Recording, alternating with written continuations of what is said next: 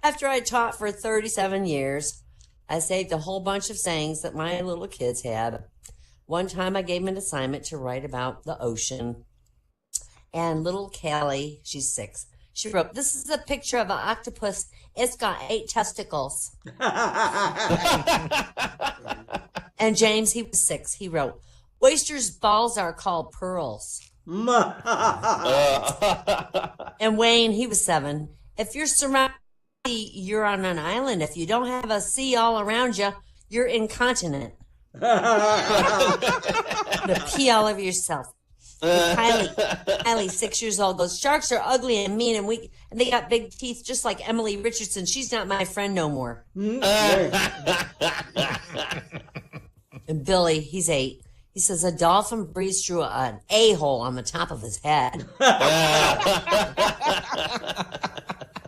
And Millie, she's 6. She says, "My uncle goes out in his boat with pots and he comes back with crabs." Oh, my aunt doesn't like it very much.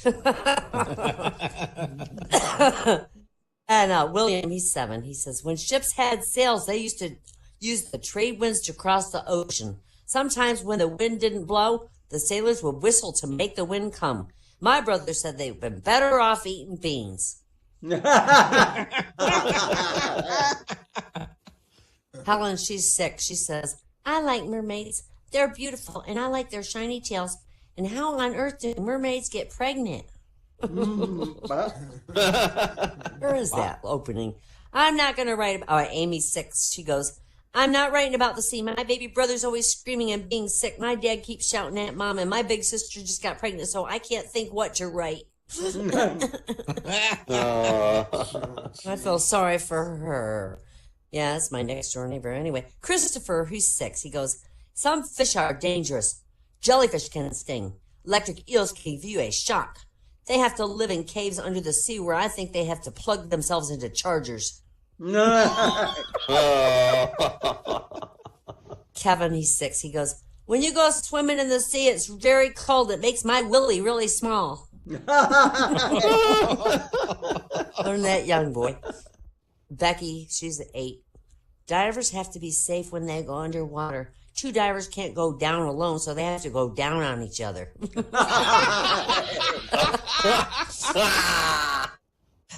Julie's only 7. "On holidays, my mom went water skiing. She fell off when she was going very fast. She says she won't do it again because water fired right up her fat ass." All right, that's all the kids' stuff. So little Tommy's walking around in his house late at night, and he walks by his parents' room, and he found the door was open, and he saw his parents having sex, and the dad smiles and says, "Tommy, shut the door, go to bed." So the next day, the dad had to go up to the attic and open the door, and little Tommy's fornicating with Grandma, and the dad's like, "What the hell are you doing, Tommy?" And Tommy goes, "It's not really funny when it's your own mom, is it?"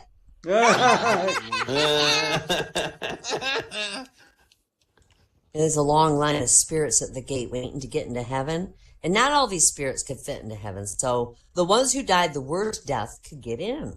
Well, the first man in the line started telling his story. He goes, "Well, Peter, you see, I knew my wife was cheating on me, so I decided to come home early from work one day to catch him in action. I got home. I searched all over, but I couldn't find him. And when I walked out into the balcony, there he was, dangling off the darn thing by his fingertips. So I ran, I got a hammer, I started beating him and beating it till he fell. Well, the fall didn't kill him because he landed in a bush, so I picked up the refrigerator, and I threw it on him, and although it killed him, the strain gave me a heart attack, and here I am." And the next man comes up, and he goes, "St. Peter, I always work out on my balcony on the 14th floor of my apartment building, and I was on my bike one day, and I fell off when it flipped. I sailed over the rail. I thought, please, God, spare my life. And he did, and I caught onto the balcony below me. I was even happier when a man discovered me hanging there, but all of a sudden he started beating my hands with a hammer, so I fell again. But the dear Lord saved me again when I landed in a bush. But I'm here now because the guy threw the refrigerator on top of me." Now the third guy, he says, "Well, Peter, just picture this.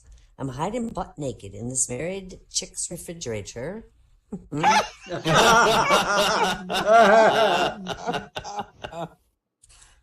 So 3 nuns, they decided to quit.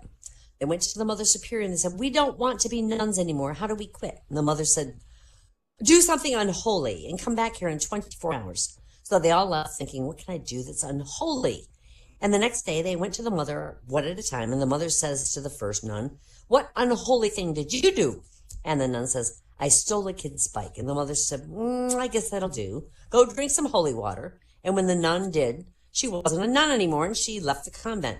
And the second nun walked in, and the mother says, what unholy thing did you do? And the second nun says, I slept with a married man. And the mother said, well, that's sinning. You go drink some holy water. And then the third nun walked in, and the mother said, what unholy thing did you do? And the third nun said very proudly, I pissed in the holy water.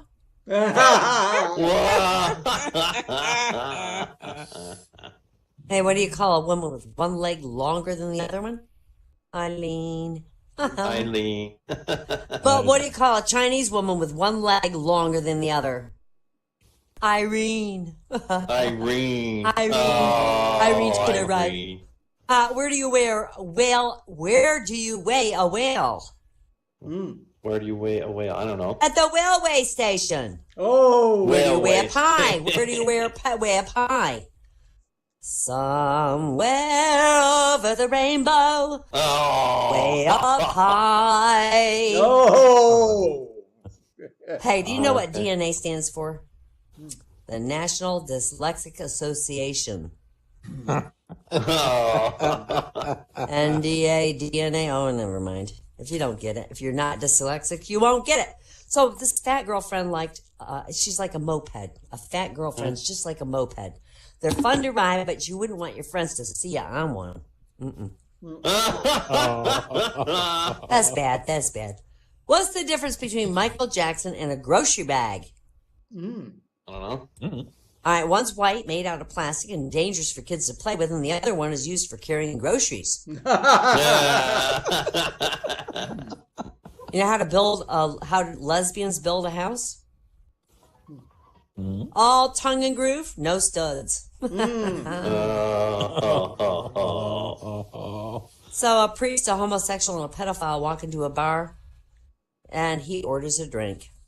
Oh, that's a good one. Thank you, Thinkerer. You got it. Yeah. Oh, I heard it. All right, I have some silly tech support things here. Tech support says, what kind of computer do you have?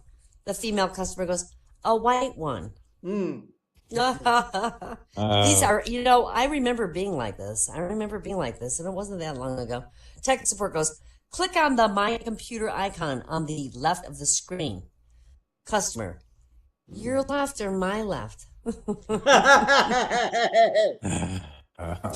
Customer, hi, good afternoon. This is Martha. I can't print. Every time I try it says can't find printer. I've even lifted the printer and placed it in front of the monitor, but the computer says I still can't find it.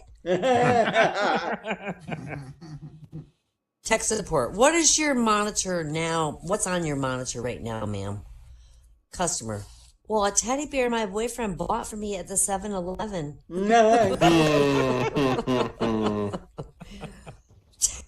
Tech support. Your password is the small letter A as in apple, a capital letter V as in Victor, the number 7. Customer. Is this 7 in capitals? Oh, yes. God. I've been there. Customer. I can't get on the internet. Tech. Are you sure you used the right password? Customer. Yeah, I'm sure. I saw my colleague do it. Tech support. Can you tell me what the password was? Customer says, yeah, 5 stars.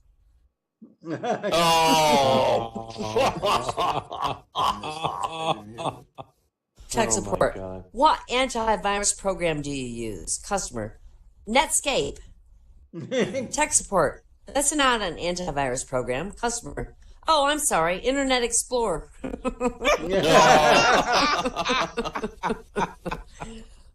Customer. I got a huge problem. A friend has placed a screensaver on my computer, but every time I move the mouse, it disappears. Tech support. How may I help you? Customer. I'm writing my first email. Tech support. Okay. And what seems to be the problem? Customer.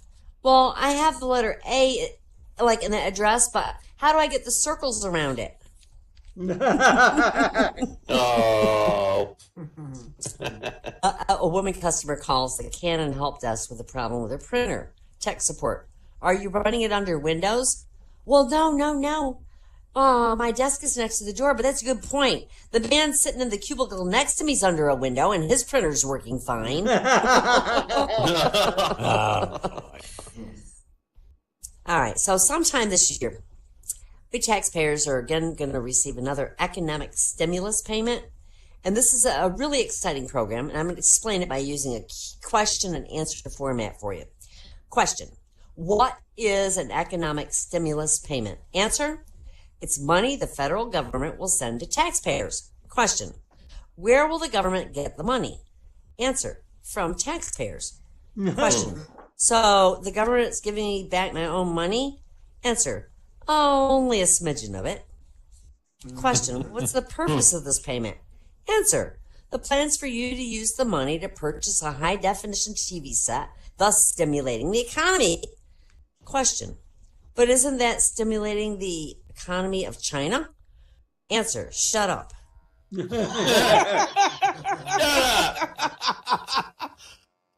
Now, below some helpful advice on how to best help the U.S. economy by spending your stimulus check wisely.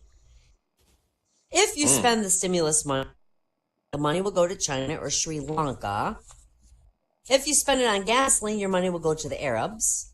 If you purchase a computer, it will go to India, Taiwan, or China. If you purchase fruit and vegetables, it will go to Mexico, Honduras, or Guatemala. If you buy an efficient car, it will go to Japan or Korea. If you purchase useless stuff, it will go to Taiwan. And if you pay your credit cards off or buy stock, it'll go to management bonuses and they'll hide it offshore. So instead, keep the money in America by spending it at yard sales or going to ball games or spending it on prostitutes or beer or tattoos. These are the only American businesses still operating in the United States. And the conclusion, go to a ball game with a tattooed prostitute that you met at a yard sale and drink beer. No need to thank you guys. I'm just glad I can help you.